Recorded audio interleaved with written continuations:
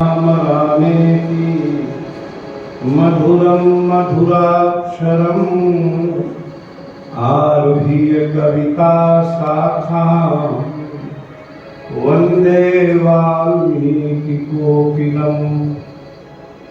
यावच्चिरन्तनमजं पुरुषं जरन्तं संचिन्तयामि सकले जगति स्फुरन्तम् तावद्बलात् स्फुरति हन्तहृदन्तरे मे गोपस्य कोऽपि शिशु रञ्जनपुञ्जमञ्जुः। ॐ नमः परमहंसास्वादित चरणकमलचिन्मकरन्दाय भक्तजनमानस निवासाय श्रीरामचन्द्राय विसर्गादि नवलक्षणलक्षितं श्रीकृष्णाख्यं परमधाम जगद्धाम नमामि तत्। वागीसायस्य वदने लक्ष्मीर्यस्य च वक्षसि यस्यास्ते हृदये संवित् तं सिंहमहं भजे। प्रह्लाद नारद पराशर पुंडरीक व्यासाम्बरीश शुक शौनक भीष्मदाल्भ्यां रुक्मांगदार्जुन वसिष्ठ विभीषणादीन् पुण्यानि मान् परम भागवतान् नमामि। विभूषितानङ्गरिपोत्तमाङ्गा सद्यकृतानेकजनार्तिभङ्गा मनोहरोत्तुङ्ग चलत्तरङ्गा गङ्गा ममाङ्गा निर्मलीकरोतु गङ्गा ममाङ्गान्यमलीकरोतु। सानन्दमानन्दवने वसन्तम् आनन्दकन्दं हतपापवृन्दम् वाराणसीनाथ मनाथनाथं श्रीविश्वनाथं शरणं प्रपद्ये श्रीविश्वनाथं शरणं प्रपद्ये। हरि ओम। जड़चेतन जगजीवजत सकल राममय जानि वंदो सबके पद कमल सदा जोरि जुगपानि। अपने अपने घरन की सब काहू को पीर तुम्हि पीर सब घरन की धन्य धन्य रघुवीर धन्य धन्य यदुवीर। सियावर रामचंद्र जी की पवन सुत हनुमान की श्री उमापति महादेव की श्री राधावर कृष्ण चंद्र जी की बोलो भाई सब संतन की।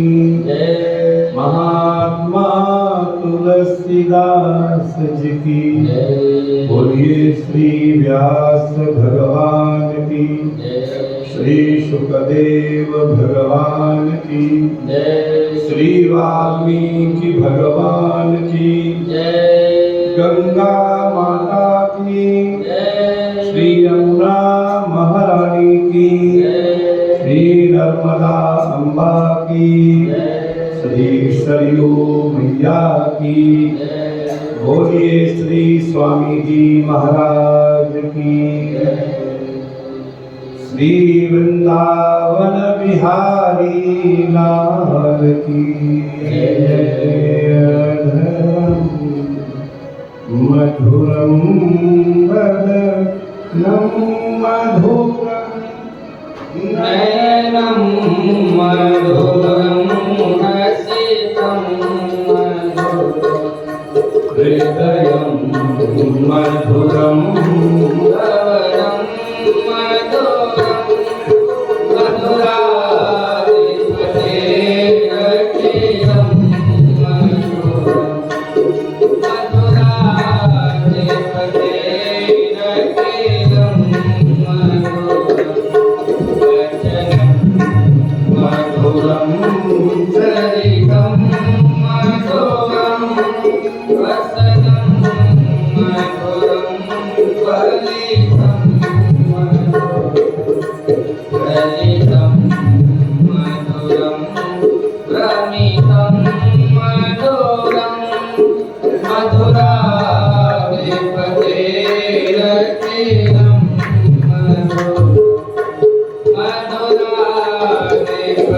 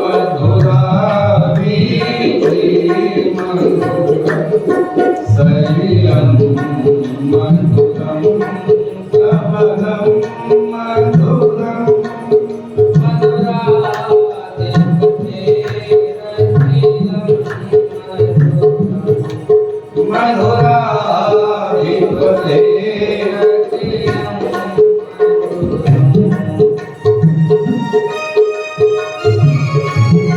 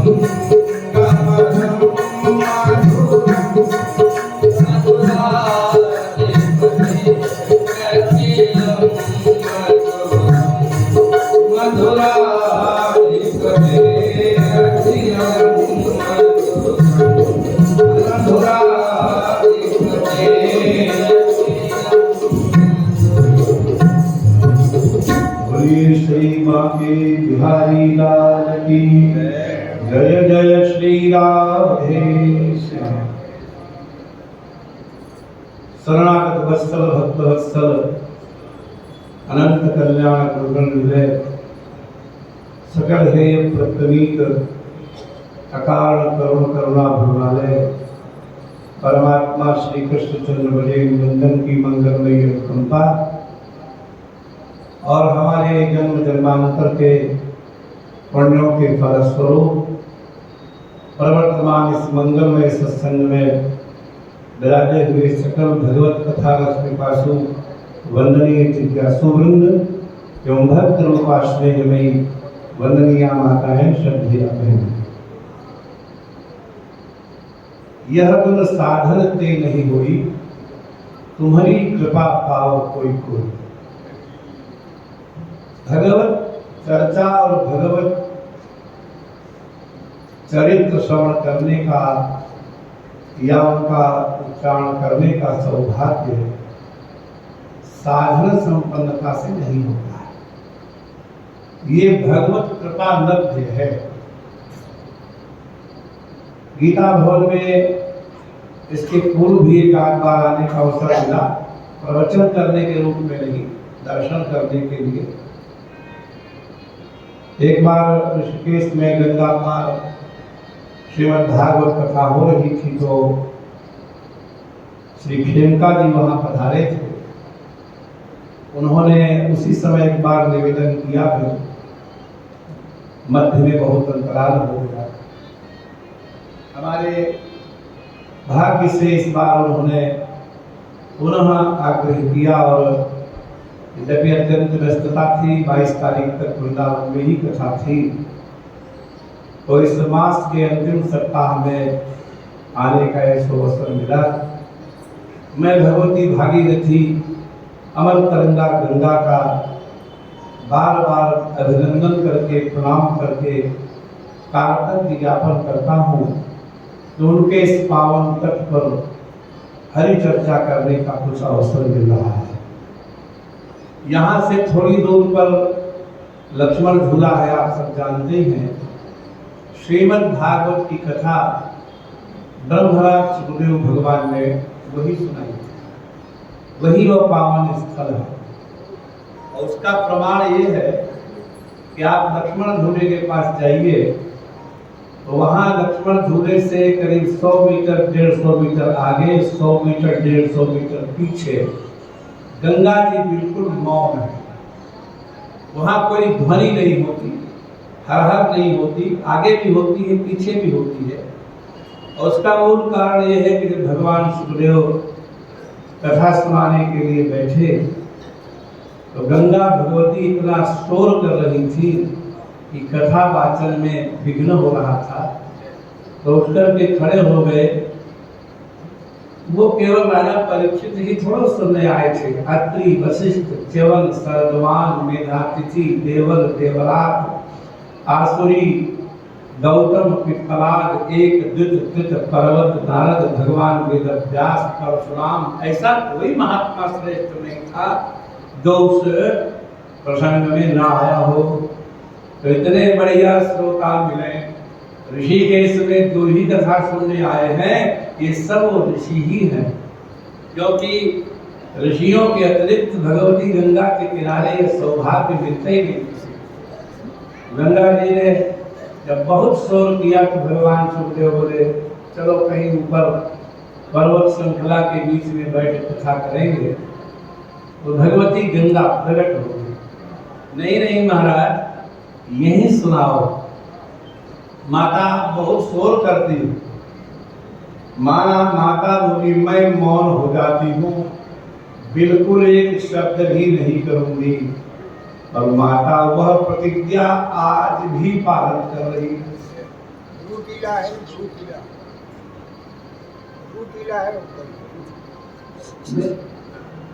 बीच में लोगों ने प्रचार किया है कि कथा शुक्रताल में हुई। ये केवल भ्रम है। हस्तिनापुर से निकले और वहीं बैठ गए कीचड़ में, उत्तराखंड की ओर आए, देवभूमि आए। इसका नाम ऋषिकेश भी है, इसका नाम ऋषिकेश भी है।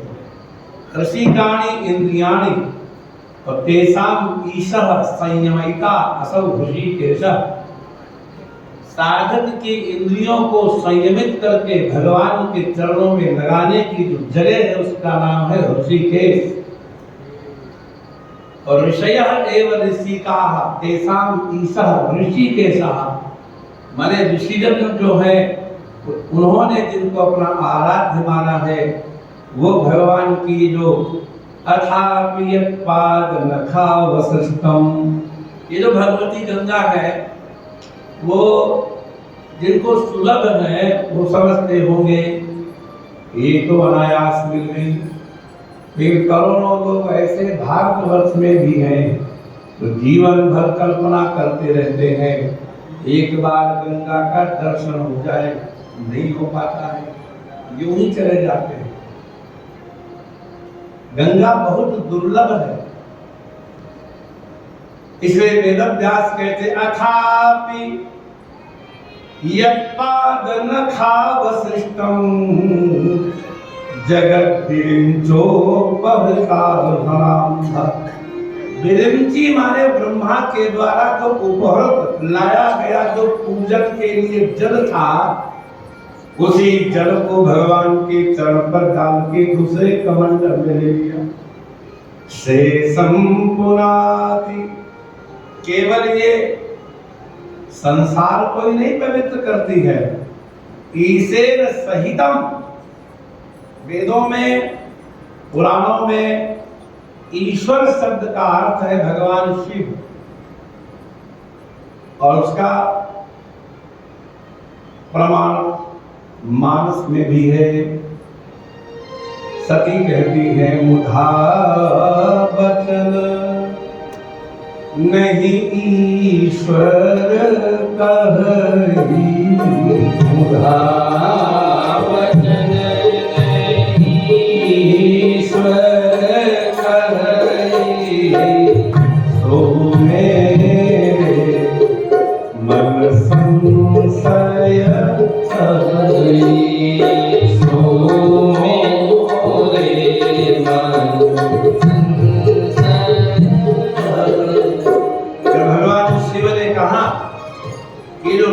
राजकुमार हैं ये हमारे इष्ट देव हैं।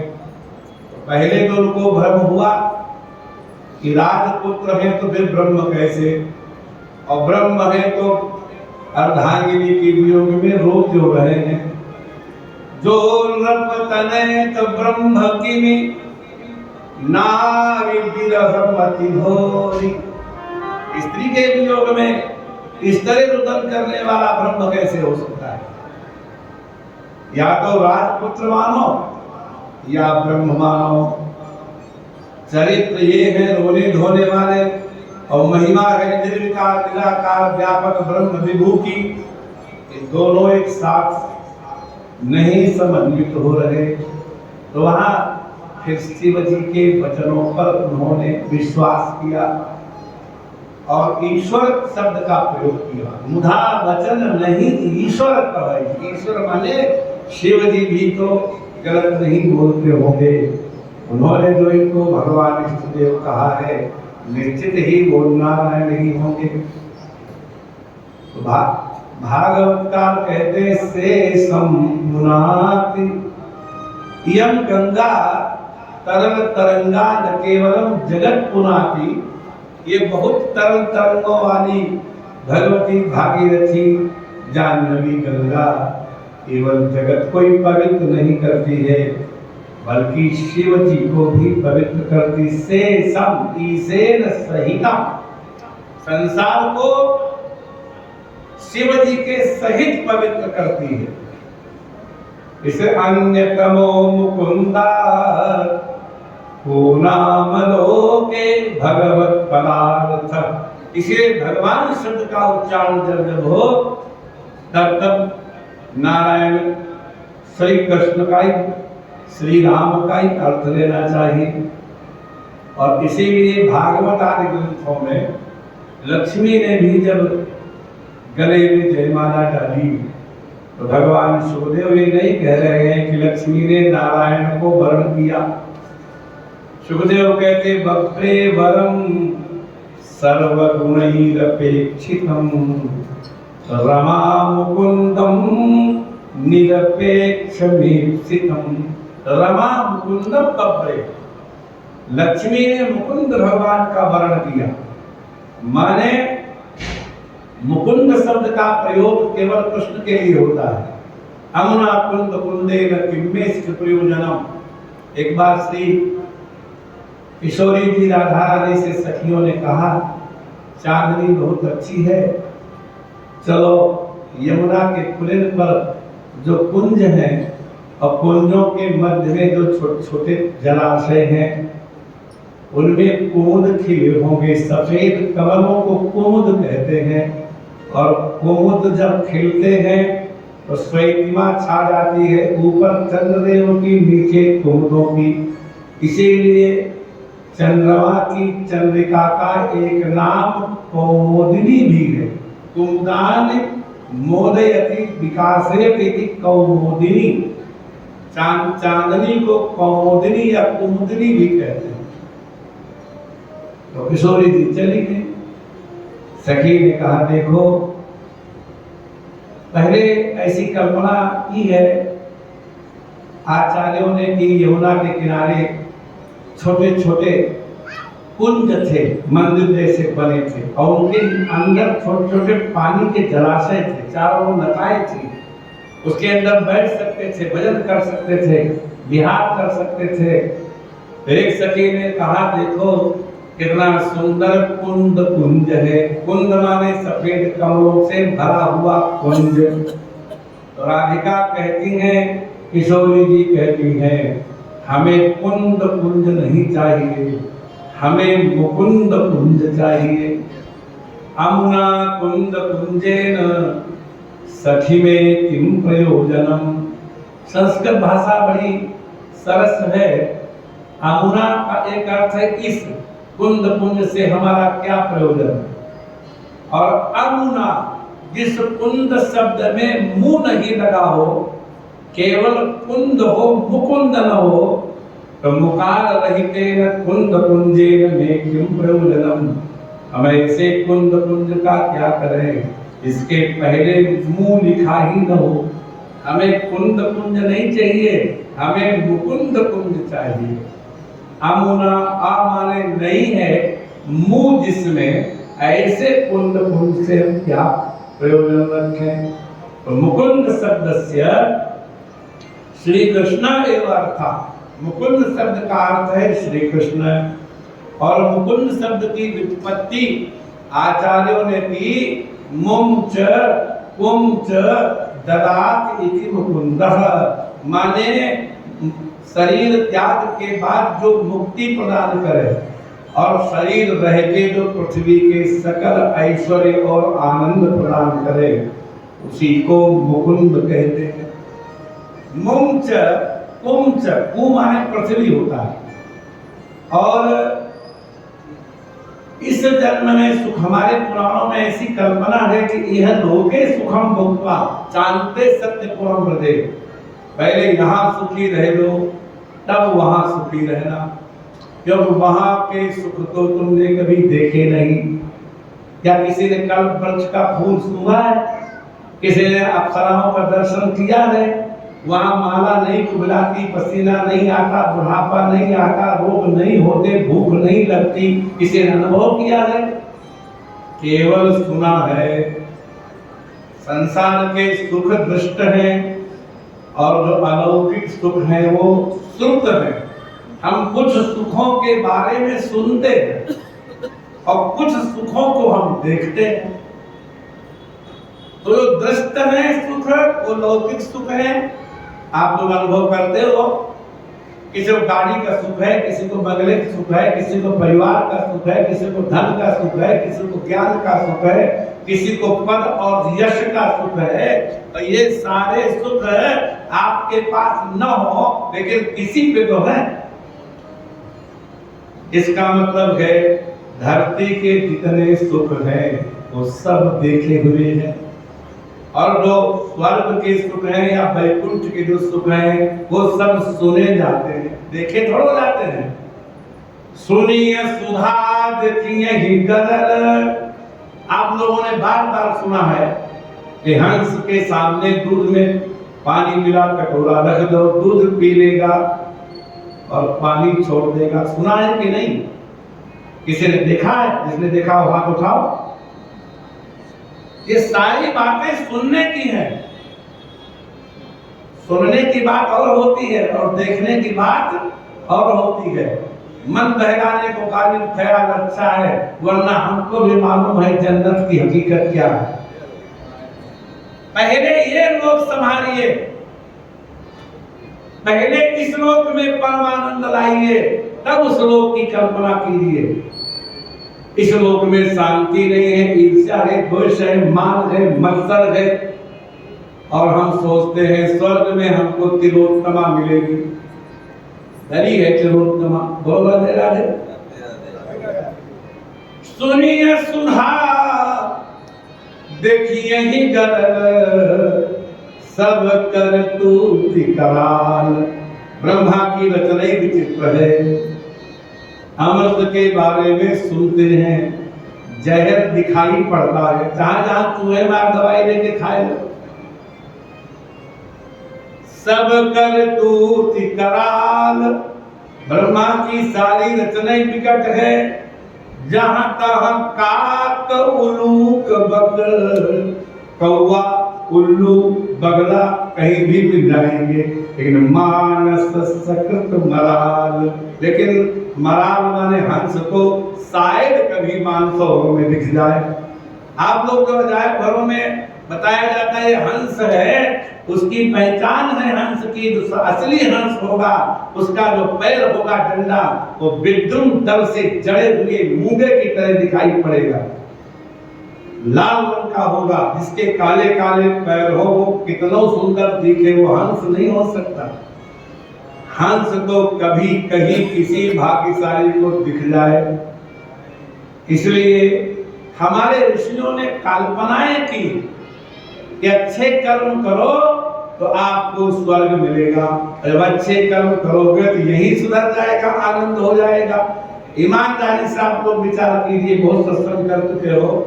अगर कहीं अभी गंगा नहाने जाओ, बाई चांस भगवान मिल जाए, मिल सकते हैं, कल बहुतों को मिले हैं।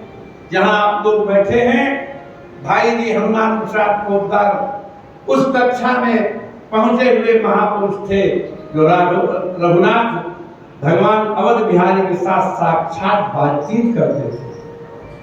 तुलसी मीरा के कोटि के महापुरुष थे, जिनके द्वारा गीता प्रेस का यश है, गीता भवन का यश है।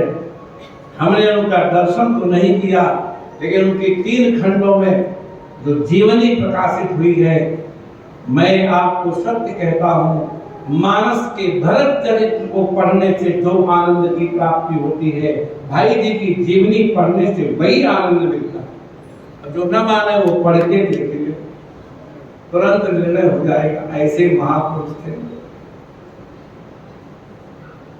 वो एक जीवनी में उनकी घटना बड़ी सुंदर है कि एक सज्जन उनके पास आए। बहुत पुरानी बात है ये। हमारे पिताजी बताया करते थे कि उनके पिताजी एक बैलगाड़ी भर के अरहर बेचने गए मंडी में, तो पूरी गाड़ी 22 रुपए में बिकी थी। वो जमाना था। तो राधे राधे। अब 220 रुपए की किलो भर मिलती होगी। कहां से का पूरी गाड़ी, जिसको बड़े बड़े बैल खींच के ले गए, एक गाड़ी अरहर कितने में बिकी? 22 रुपए में। वो जमाना था भाई जी का। और उनके पास एक सज्जन है और बोले हमारी पत्नी बीमार है, हमें 150 रुपए दे दीजिए। तो उन्होंने कुछ विचार नहीं किया, 150 रुपए दे दिए। 4 दिन के बाद वो आया और कहा कि और बीमारी बढ़ गई है, अब 200 रुपए चाहिए। तो भाई जी ने 200 रुपए फिर दे दिए। तो उनके साथ जो रहते थे साहेब, उन्होंने कहा भाई जी आप पता तो लगा लेते कि इसकी पत्नी बीमार है कि नहीं। तो उन्होंने कहा कि जिस दिन ये पहले दिन आया था 150 रुपए ले गया, मैंने इससे पूछा था किस अस्पताल में है, तो सरकारी अस्पताल में बताया था। मैंने पूछा, मैंने सिविल सर्जन को फोन करके पूछ लिया था क्या इस नाम की कोई महिला भर्ती है। उन्होंने कहा था नहीं, यहाँ कोई इस नाम की महिला मरीज नहीं है, हम तो पहले दिन से जानते हैं, तो कोई इसकी पत्नी बीमार नहीं। तो देते क्यों हो? पर जब ये सामने आता है तो हमको लगता है कि इसका कुछ कर्जा हमारे ऊपर है, इसे हम ना ही नहीं कर पाते और दे देते हैं। और 10 दिन के बाद वो पुरुष फिर आ गया और कहा अब हमारी पत्नी मर गई, उसे क्रियाकर्म के लिए पैसे चाहिए, अब कितने लगेंगे? 350 रुपए। तो 350 फिर दे दिए। 350 माने आज के हिसाब से यूनिवर्सिटी के प्रोफेसर का वेतन मान लीजिए। हमारे गुरुजी जब प्रोफेसर थे उस समय हमको मालूम है उनको 400 रुपए महीने वेतन मिलता, और उसके बाद वो कभी नहीं आया क्योंकि उसका कर्जा चुक गया था। उन्होंने मना नहीं किया, क्योंकि जितनी ये रचना है ये सब पूर्व निर्धारित चल रही है, सबका सबसे मेल है।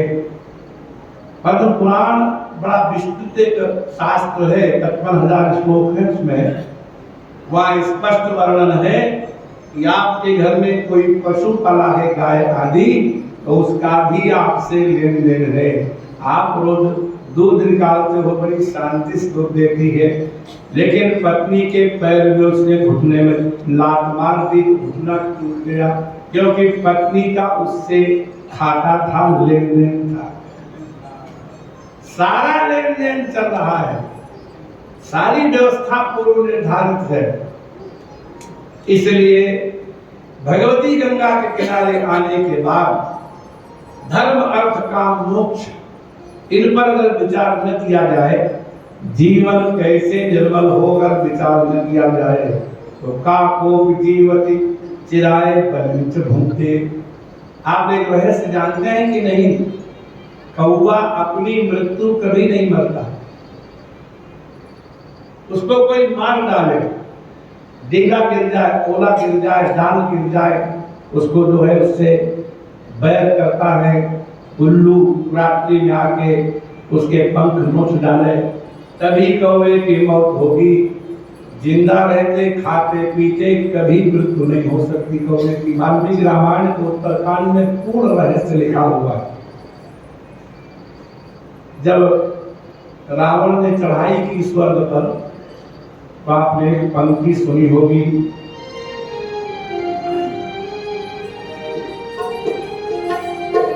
दिगपालन के लोक सुहाए, दिगपालन के लोक सुहाए। दिगपाल है, पूर्व दिशा के पालक हैं इंद्र, दक्षिण दिशा के पालक हैं यम, पश्चिम दिशा के पालक हैं वरुण, उत्तर दिशा के पालक हैं कुबेर। ऐसे ही कोणों के भी हैं। दिगपालन के लोक सुहाए, दिगपालन के लोक सुहाए। सोने सकल दसांग पाए, सोने सकल दसांग पाए, दिगपालन के लोक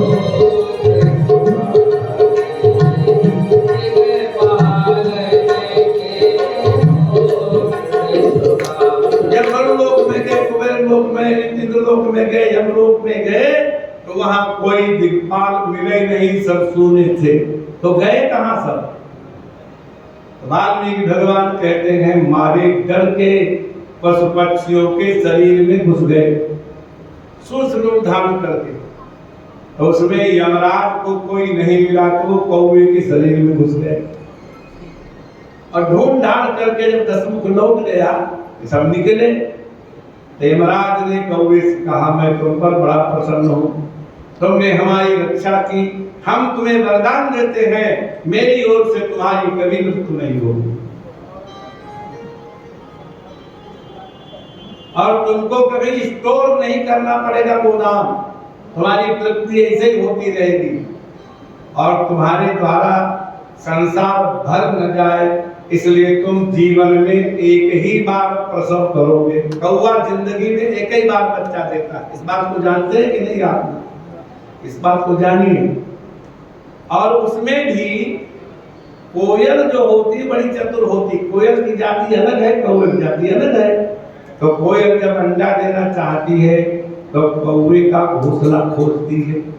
कौवे के अंडे कोयल के अंडे एक जैसे होते हैं, तो कोयल उसके अंडे चोंच से उठा के फेंक देती है और अपने अंडे धर देती है। और कौवा बड़ा चालाक बनता है, लोग कहते हैं बहुत चालाक कौवा धोखा खाता है।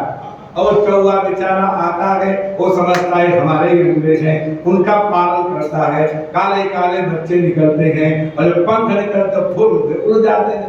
इसे कोयल का एक नाम है शास्त्रों में परवृत्त, परई ही काकई ही ध्रियते पोष्यते इति परवृत्त, जो कौवों के द्वारा जिसका पालन पोषण किया जाए। कोयल अपने अंडों को कभी नहीं पालती, तो कोयल से जो बच जाते हैं और एक ही बार प्रसव करते हैं, तब ये कौवे भले नहीं संसार में बोलना देना है। कहा कुसुंडी जी से गरुड़ जी ने पूछा, आप बहुत दिन से कथा कर रहे हो, कोई हिसाब किताब है? तो गरुड़ जी से कुसुंडी जी कहते हैं, इहा बसत मोहि सुनु खग ईसा, यहाँ बसत मोहि सुनु खग ईसा, बीते कल्प साथ रघुबीसा, बीते कल्प साथ रघुबीसा। यहाँ रहते रहते कथा बांचते बांचते 27,000 चतुर्युगी बीत गई। 17,28,000 वर्ष का सतयुग, 12,96,000 वर्ष का त्रेता, 8,64,000 वर्ष का द्वापर और 4,32,000 वर्ष का कलयुग। चारों मिलाओ तो एक चतुर्युगी होगी और ऐसे ऐसे 1000 चतुर्युगी बीत जाए तो एक कल्प होता है। और हमको 27 कल्प हो गए, माने 27,000 बार सतयुग देखा द्वापर, लेकिन हमको काल नहीं खाता। आप लोग 3 बार भोजन करते होंगे या 4 बार करते होंगे, 2 वाले तो बहुत ही कम है संसार में। पहले कलेऊ, फिर राजभोग, फिर जो है दोपहर के जो है चाय के साथ कुछ पकौड़ी जकौड़ी, और उसके बाद फिर 11 रात्रि का भोजन, डिनर। तो आप ये बताओ सज्जनों, हम I am not only preacher as well as teacher, 37 वर्ष पढ़ाए हैं तो पूछने का आदत खराब है, तो बीच बीच में पूछते हैं तो डोर बनी रहती है। नाश्ते में और भोजन में अंतर क्या होता है? व्हाट इज द डिफरेंट, मौलिक अंतर क्या है? नाश्ता किसे कहते हैं, भोजन किसे कहते हैं? नाश्ता उसे कहते हैं जिसमें नाप तोल के मिले, एक इडली मिलेगी, एक चाय मिलेगी, अथवा 2 पराठा मिलेंगे, 5 चाय मिलेगी, दूध मिलेगा। पेट भर के जो न खाया जाए उसका नाम नाश्ता, और जो डट के खाया जाए उसका नाम भोजन। यही बात है कि नहीं, बोलो? तो गुरु जी ने कहा, आप लोग के विश्वास है कि नहीं, एक दिन ये पर्वत भी काल के गाल में चले जाएंगे। मनुष्य की तो बात ही क्या है, मनुष्य की तो औकात ही क्या है। अग जग जीव न गच्छत इति अगह और गच्छत इति जगह, माने जो चलते फिरते उनको कहते हैं जग, और जो नहीं चलते फिरते जड़ हैं, वृक्ष हैं, पर्वत हैं, इनको कहते हैं अग। अग जग जीव, जड़ चेतन जो जीव हैं, नाग नर देवा नाग इसलिए कहा कि 1000 वर्ष स्वर्ग भी जिंदा रह लेता है, 100 वर्ष मनुष्य जिंदा रहता है, और देवताओं की तो आयु की कोई सीमा ही नहीं है। लेकिन नाथ सकल जग, भगवती गीता में स्पष्ट कहते हैं 8वें अध्याय में भगवान श्री कृष्ण चंद्र ब्रजेंद्र नंदन आ ब्रह्म भुवनान लोकाः पुनरावर्तिनो जना माम वेत्ति तो कौन्तेय पुनर्जन्म न विद्यते। ब्रह्मा की आयु बहुत बड़ी है, जैसे हमने आपको बताया 1000 चतुर्युगी का एक कल्प होता है, और वही ब्रह्मा का एक दिन होता है। इतने बड़े दिन, इतनी बड़ी रात्रि से 30 दिन का महीना, 12 महीने का साल होकर के ब्रह्मा 100 वर्ष जीवित रहते हैं। हमारे दादाजी भी संकल्प पढ़ते थे ब्रह्मणोऽग्नि द्वितीय परार्धे, हमारे पिताजी भी पढ़ते थे ब्रह्मणोऽग्नि द्वितीय परार्धे। ब्रह्मा के दिन का द्वितीय प्रहर चल रहा है, 100 पीढ़ी हमारी बीत गई। बोल राधे राधे। अभी ब्रह्मा का प्रहर बदला नहीं है, और हमारे पोते भी यही बोलेंगे ब्रह्मणोऽग्नि द्वितीय परार्धे। ब्रह्मणा माने ब्रह्मा के, अन्नी माने दिन में, द्वितीय परार्ध में दूसरा प्रहर चालू हुआ है। भगवान कृष्ण कहते हैं उस ब्रह्मा को भी काल खा जाता है। और राधे राधे। आ ब्रह्म भुवनान लोकाः पुनरावर्तिनो जना। ब्रह्मा के लोक तक भी पहुंचने के बाद लौटना ही पड़ेगा। राधे राधे। जब लौटना ही पड़ेगा तो अगर भगवान मिल जाए कदाचित, गंगा नहाते समय कभी लक्ष्मण झूले पर या राम झूले पर, और कहें कि क्यों जी लाला जी आपको हमने दुनिया में भेजा, अपने संसार में, तुमको हमारी बनाई हुई दुनिया कैसी लगी? बताओ क्या कहोगे? अपने अपने उत्तर खोजो। ये कहोगे कि दुनिया में सब स्वार्थी हैं, उठाई गिर हैं, बगुला भगत हैं, चालाक हैं, कि दुनिया कौड़ी की है, ये कहोगे? कि ये कहोगे कि आपकी बनी दुनिया इतनी सुंदर है कि जन्म जन्म लेकर के हम दुनिया में रहे भोगे, लेकिन अभी तक तृप्त नहीं हुए, आज भी हम दुनिया छोड़ने को तैयार नहीं है। दुनिया बढ़िया है कि स्वर्ग बढ़िया है? बताओ। स्वर्ग बढ़िया है तो कौन जाने में तैयार है? अभी आएगा विमान, चलो बैठो। कोई नहीं जाएगा। एक बुढ़िया थी जंगल में, लकड़ी काट रही थी, आगे पीछे कोई था नहीं, लकड़ी का बोझ हो गया थोड़ा भारी, उठाएगा, बहुत दुखी, कहते हे भगवान मौत ही दे दे। तो भगवान ने सुन ली, मृत्यु को भेज दिया। भयानक वेश बना के काला काला स्वरूप आई। बोले माई क्यों बुला रही है? मैं आ गई। तो तुम कौन? बोले हम मौत। अब भैया घबराई। उसने कहा हाँ हाँ मैं तुमको बुलाया। बोले क्यों? बोले लकड़ी का बोझ उठवा के सिर पे रख दो।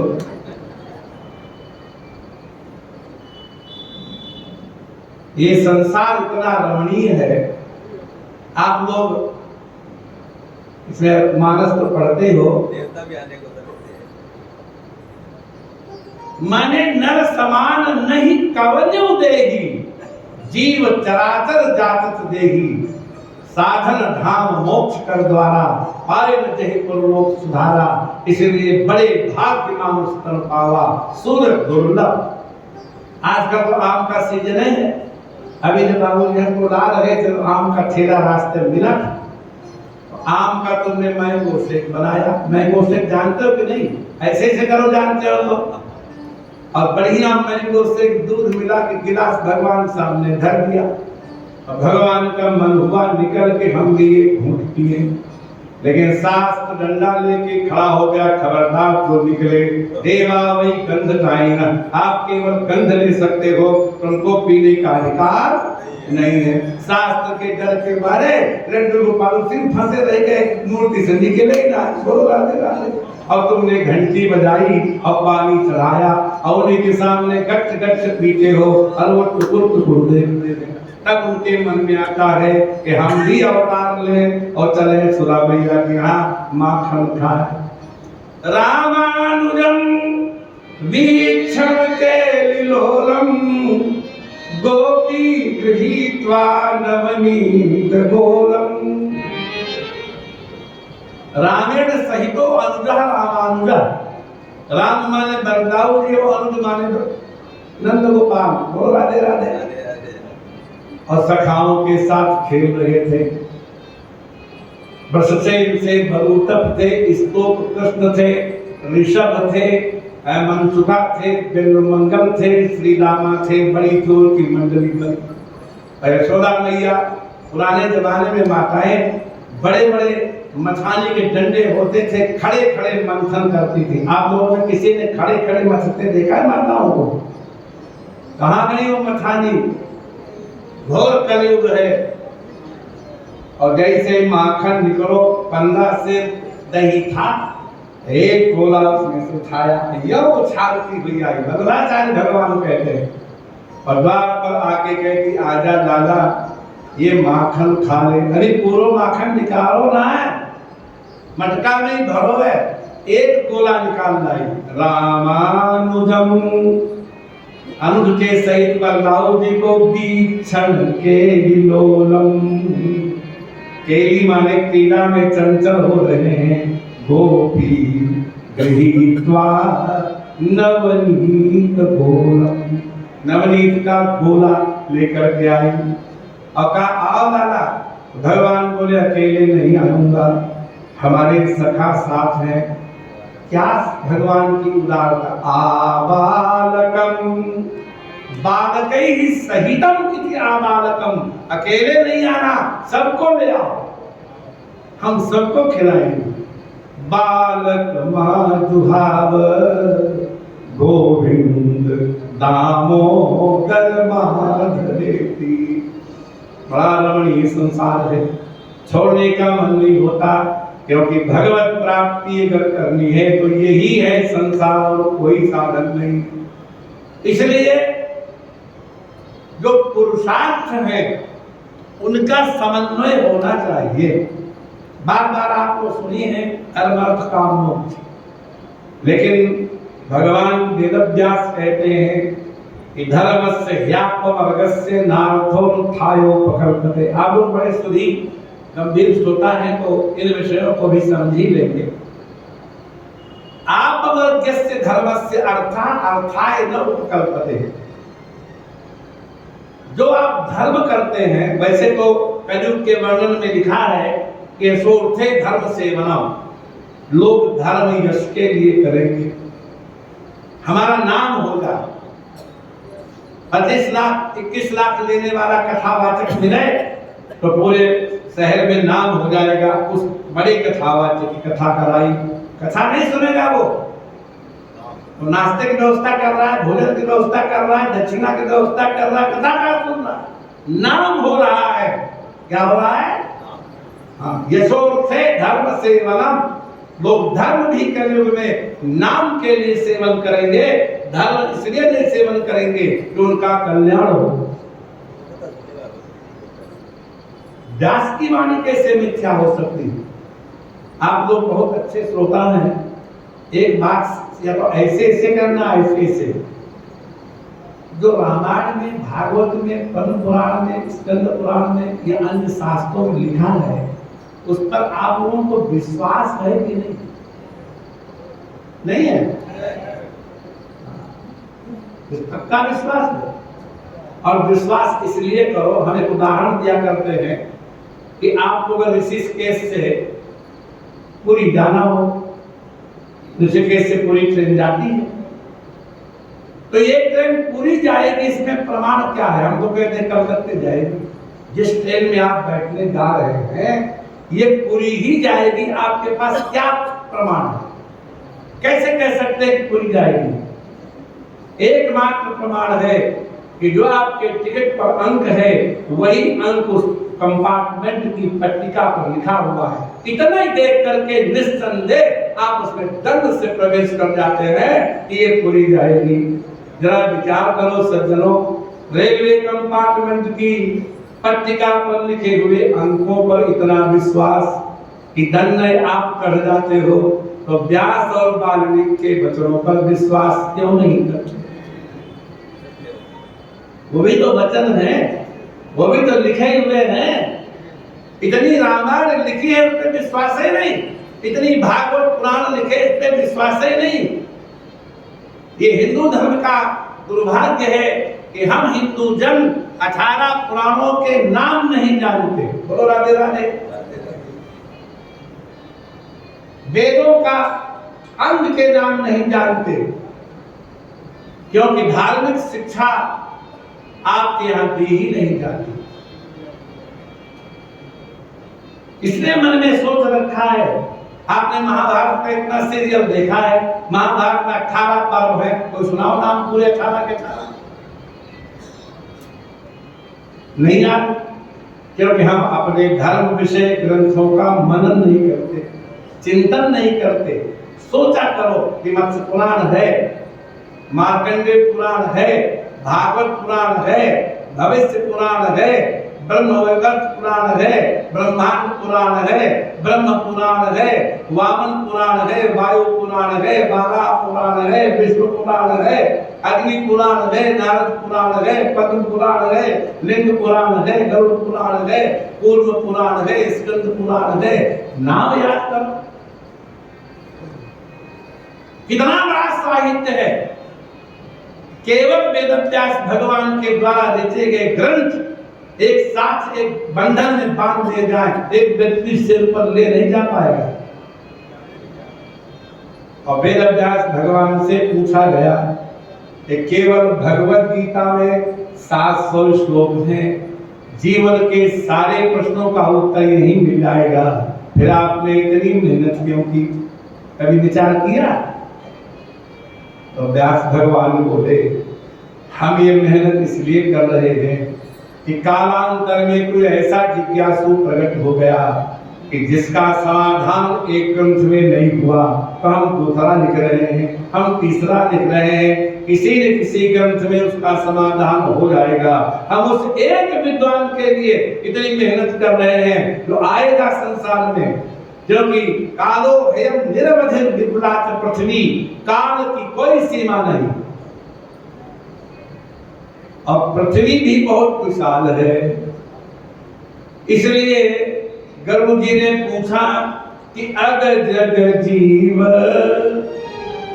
नाश्ता को कलेवा भी कहते हैं, अग जग जीव नाग नर देवा, अग जग जीव नाग नर देवा, नाथ सकल जग काल कलेवा, नाथ सकल जग काल कलेवा।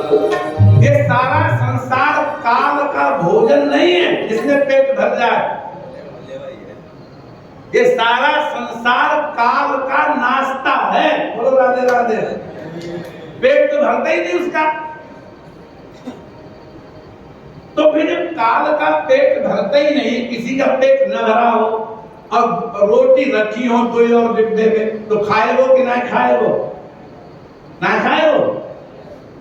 तो भुसुंडी जी से पूछा, गुरु जी सबको खा के उसका कलेवा ही होता है, तो तुम बच कैसे गए? काल ने तुमको क्यों नहीं खाया इतने दिन तक?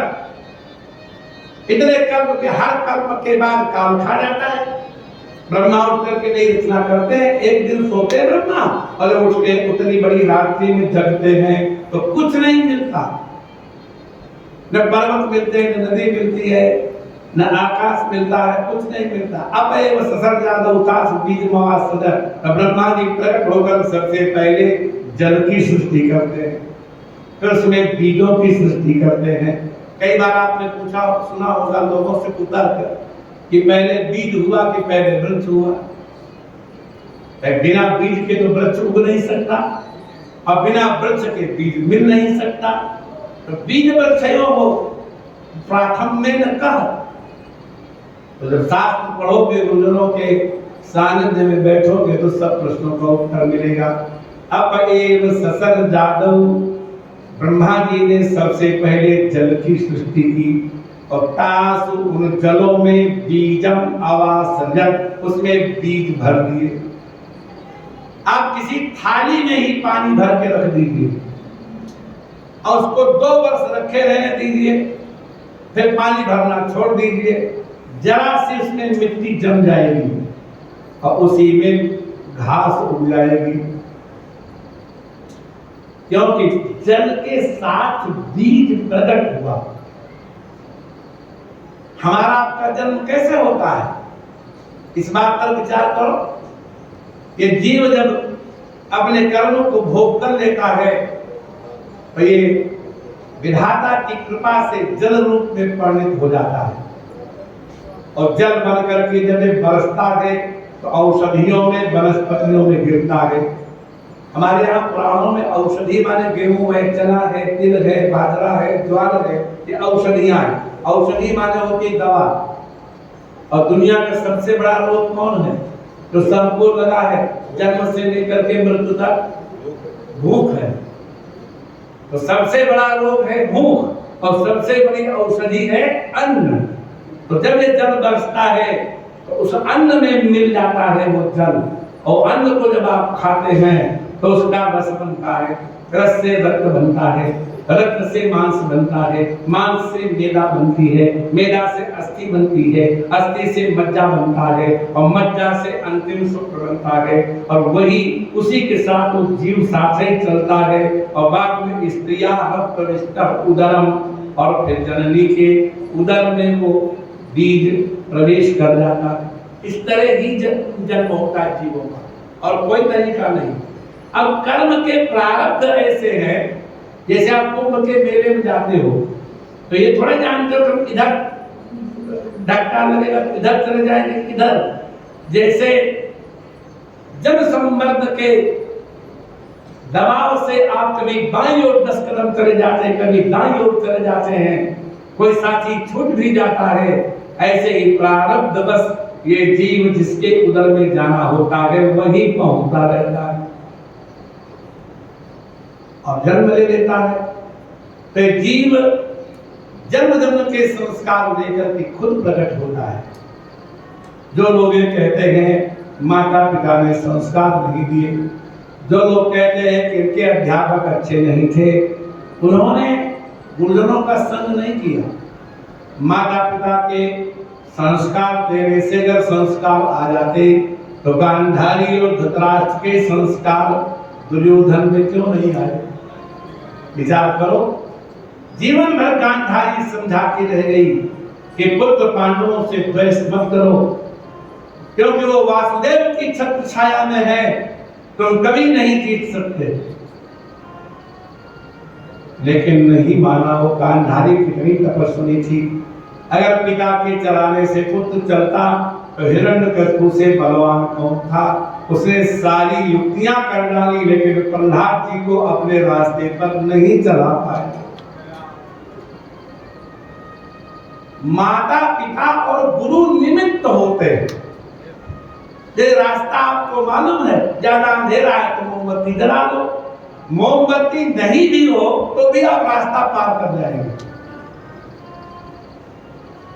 इसी तरह से जीव के संस्कार जन्म जन्म के साथ आते हैं, और जब यह धर्म में प्रवृत्त होता है तो इसको धर्म के बदले सुख और संपत्ति की कामना होने लगती है। जब जब आप अभिषेक करेंगे, जब जब आप जप करेंगे, जब जब आप पाठ करेंगे, आपके मन में कहीं न कहीं सोई हुई वासना बनी ही रहेगी। ये हो जाए, ये हो जाए, बगीचा लग जाए, मंदिर बन जाए, पुत्र पढ़ जाए। कई लोग ये कहते हैं कि नहीं नहीं हमारे मन में कोई वासना नहीं, कोई इच्छा नहीं। ये ठीक नहीं है। पंजाब में लुधियाना से आगे एक गांव था तो बड़ा हो गया वो भी नगर, उसका नाम है फिल्लौर। फिल्लौर नाम का एक नगर है। तो उसमें 150 वर्ष पहले ब्राह्मण देवता हुए श्रद्धाधर शर्मा, बड़े अच्छे पंडित थे, विद्वान थे, पौराणिक थे। तो उन्होंने भगवान की एक आरती लिखी, ओम जय जगदीश हरे, सबको याद है, उन्हीं की लिखी हुई है। ये आरती यहाँ से लेकर के अमेरिका तक फैल गई। ये क्यों ज्यादा प्यारी लगी लोगों को मालूम है? क्योंकि इसमें हमारे काम की चीजें है, जो ध्यावे फल पावे। पहली लाइन में मिल गया फल। भगवान ने पूछा केड़ा फल चाहिए, आम की अमरूद? तो भगत बोला दुख बिन से मन का। पड़ोसी दरवाजे पर कूड़ा डाल देते हैं, लड़के बहू बात नहीं मानते हैं, मन बड़ा दुखी रहता है। भगवान ने कहा जाओ, हमने तुम्हारा मन सुखी किया, अब चले। भगत जी रुको तो सुख संपत्ति घर आवे, मार ले जाओ फिर जहां जाना। भगवान ने कहा देखो, पहले तुम थे मन दुखी, और ज्यादा धन हो जाएगा तो हो जाओगे तन दुखी। आप लोग तो बहुत बड़े लोग भी होंगे इसमें, आपका क्या अनुभव है? नींद की गोली कौन खाता है, धनवान की गरीब? धनवान खाता है। बोलो ना। बहुत से आप लोगों में ऐसे होंगे जिन्होंने नींद की गोली कभी देखी नहीं होगी, कि लाल रंग की होती कि पीले रंग की होती। अब करोड़पति के यहाँ जाओ, सबके सिरहाने की डिबिया रखी रहेगी। ज्यादा धन का यह प्रभाव होता है। क्या होता है? नींद उड़ जाती है, सामने रबड़ी धरी है और डॉक्टर कहते खाना मत नहीं तो मर जाओगे, मन मार मार कर रह जाते हैं। और एक सामने ब्राह्मण आते हैं और किलो किलो रबड़ी खरीद जाते हैं, उनको कुछ नहीं होता है। बोलो राधे राधे। धन में बड़े विकार है। भगवान ने कहा अगर सुख संपत्ति ज्यादा मिल गई तो तुम तन दुखी हो जाओगे। पहले मन दुखी थे, अब तन दुखी। तो भगत बोला दुख मिटे तन का दुख भी मिटे। देखो कितना सिस्टमेटिक है। जो ध्यावे फल पावे, दुख बिन से मन का, सुख संपत्ति घर आवे, दुख मिटे। भगवान ने पूछा मेरे पीछे क्यों पड़ा है? अरे मेरे माता पिता तुम मेरे, और जाओ शरण गम किसकी? इतना पसंद आई लोगों को ये आरती कि सब आरती छोड़ दिए। बोल राधे राधे। और रोज झूठ बोलते भगवान से, तन मन धन सब कुछ है तेरा, कहते कि नहीं? तेरा तुझको अर्पण। भगवान प्रकट हुए और कहे जरा अंगूठी निकाल धर को, उसी दिन से कहना भूल जाएंगे सब कुछ है तेरा। एक रायपुर में हमारे बड़े अच्छे भगत हैं, तो नई गाड़ी लाए, बहुत नई थी। तो हमने कहा भैया गाड़ी किसकी? बोले गुरुजी आपे की है। मैंने कहा लाभ चाबी। झूठ बोलते हैं, सब कुछ है, कुछ है। बोलो राधे राधे। मंदिर जाएंगे तो वो नोट चढ़ाएंगे तो किसी दुकान पर न चले। बोलो राधे राधे। और है सब भगवान का नहीं। धर्म का फल धन है ही नहीं। धर्मस्य ह्यापवर्गस्य नार्थोर्थायो प्रकल्पते। धर्म तो भगवत प्राप्ति के लिए होता है। क्योंकि जब और इसीलिए जो भक्त हैं वो भगवान से नहीं मांगते। आप किसी ग्रंथ में, हमें तो नहीं मिला, गोपियों ने भगवान से कुछ मांगा हो कि हमें दे दो, नहीं मिला। और इसीलिए जब देवर्षि नारद से भक्त ने पूछा कि भक्ति किसे कहते हैं, आप लोग भक्ति करते हैं? What is the complete definition of devotion? क्या होती भक्ति?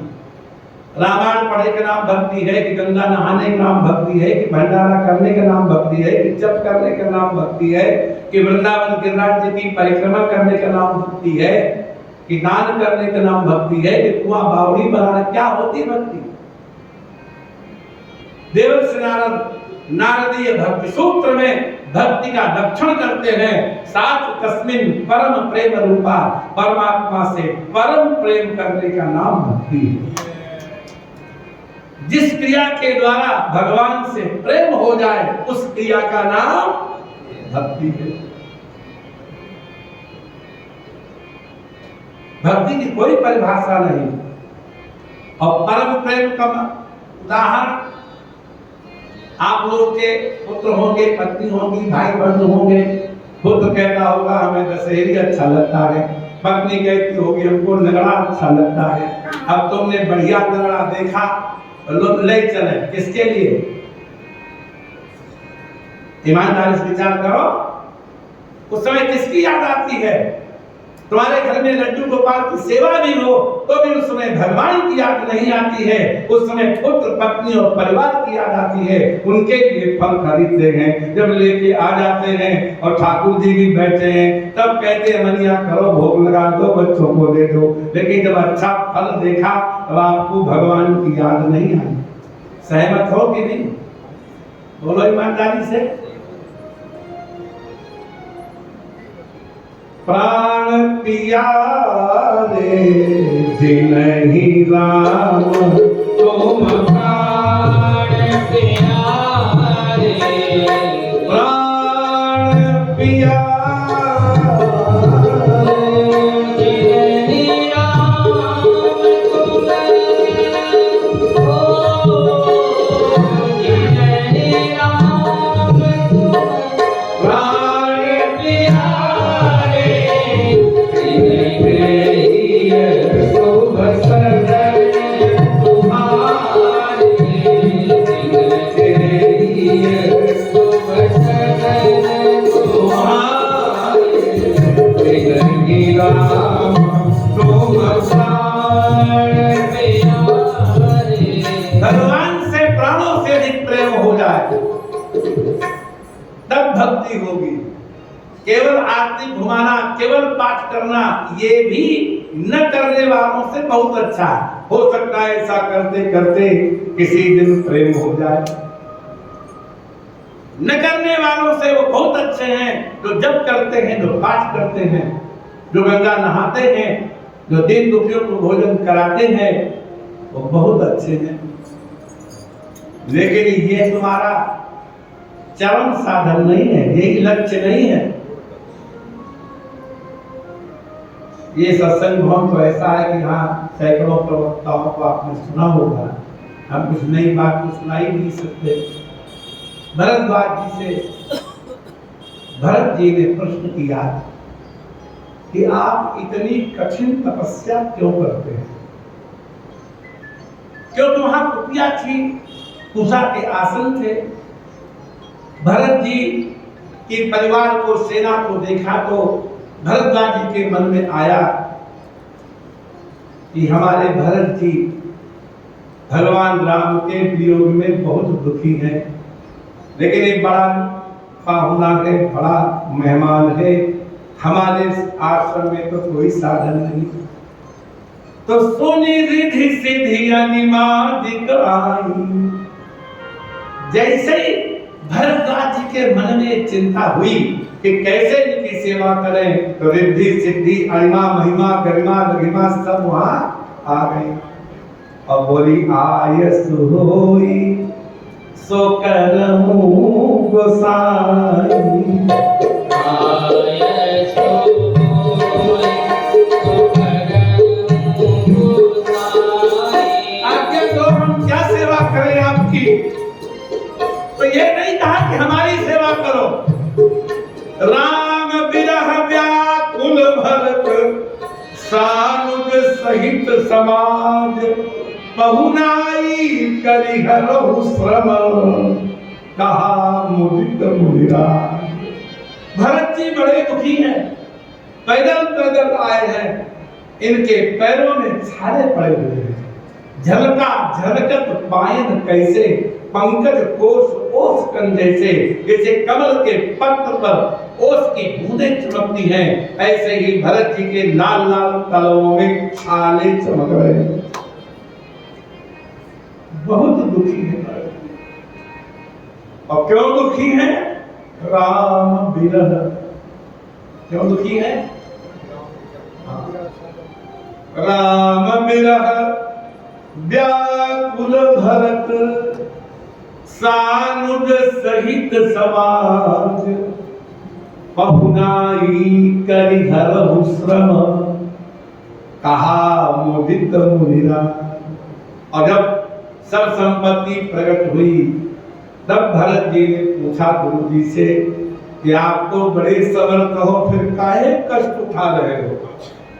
तो जो उत्तर दिया भरद्वाज जी ने, सुनहु भरत, भाषा देखो, सुनहु भरत हम झूठ न करेंगे,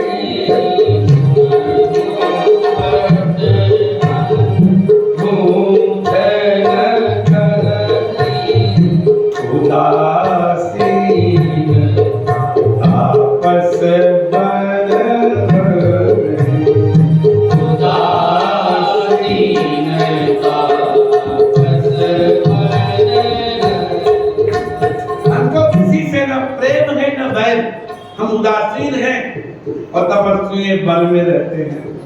सब साधन कर सुफल सुहावा, सब साधन कर सुफल सुहावा। तो हमने जब किया, तब किया, मख किया, दान किया, भक्ति की, प्राणी दया की, गुरुओं की सेवा की, इतने साधन हैं भगवत प्रीति के, उनका फल क्या है? लखन राम सिय दर्शन लखन राम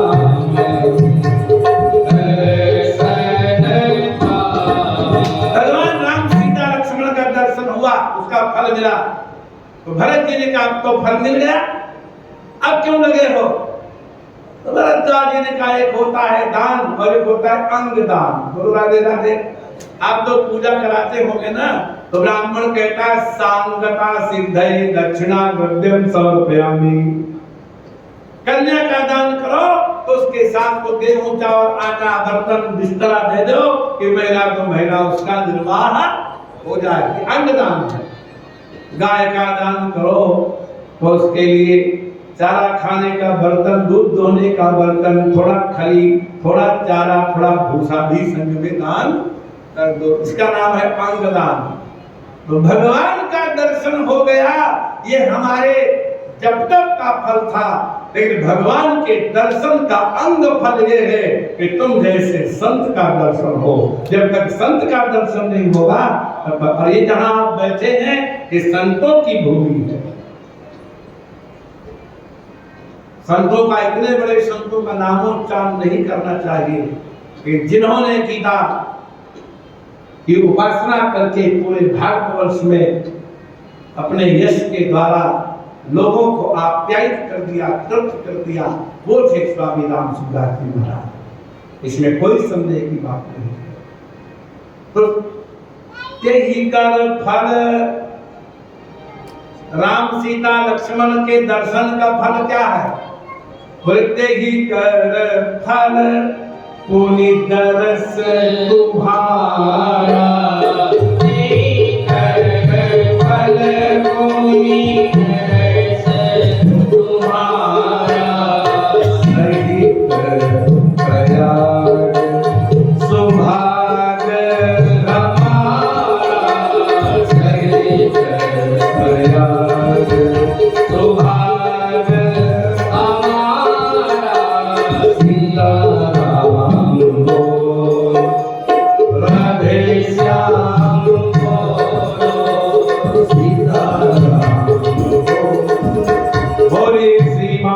बिहारी लाल की, गंगा मैया की। 8-10 मिनट इसलिए विलंब हुआ क्योंकि प्रथम दिन था, तो जाना भी नहीं था स्थान। कल से ठीक समय पे आप लोग उपस्थित हो जाइए। 9:30 से 11 आगे सुबह है, आपकी सेवा की जाएगी। बोले वृंदावन बिहारी लाल।